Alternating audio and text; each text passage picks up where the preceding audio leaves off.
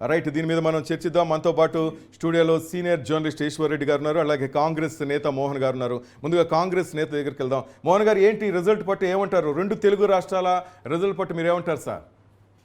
ఒక క్లారిటీ అయితే వచ్చేసింది కదా మోహన్ గారు? హలో సార్ వినపడుతుందా? సార్ వినొస్తుందా సార్? రైట్ రైట్, చెప్పండి సార్.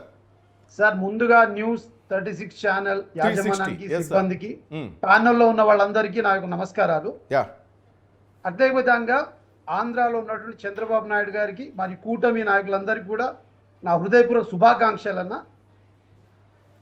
చెప్పండి ఆ, సార్. ప్రమాణ స్వీకారానికి రెడీ అయిపోయారు ఆల్రెడీ. మోడీ గారు కూడా ఫోన్ చేసి, చంద్రబాబుకి ఫోన్ చేసి విషయం చెప్పడం జరిగింది. కూటమి విజయం పట్ల 9వ తేదీన ప్రమాణ స్వీకారానికి కూడా రెడీ అయిపోతున్నారు. మీరు ఊహించారా సార్ ఆంధ్రప్రదేశ్లో ఇటువంటి రిజల్ట్ వస్తుందని మీరు ఊహించారా?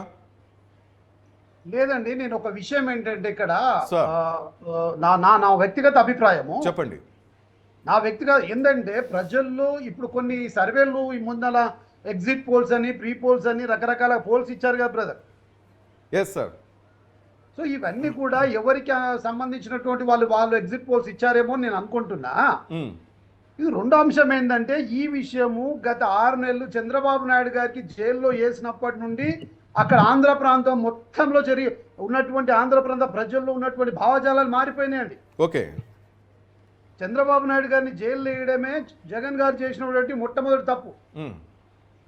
అంతేకాకుండా జగన్ గారు మళ్ళీ మాట మాటకి అక్కడ క్యాండిడేట్లు మార్చడం, తనపైన తన నమ్మకం కోల్పోయినారు.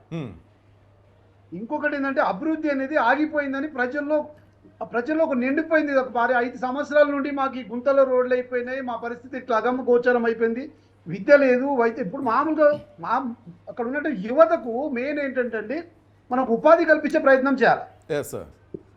సో ఆ ఉపాధి కల్పన లేదు. ఈరోజు ఆ ప్రజల్లో ఆ రెవల్యూషన్ వచ్చేసిందండి.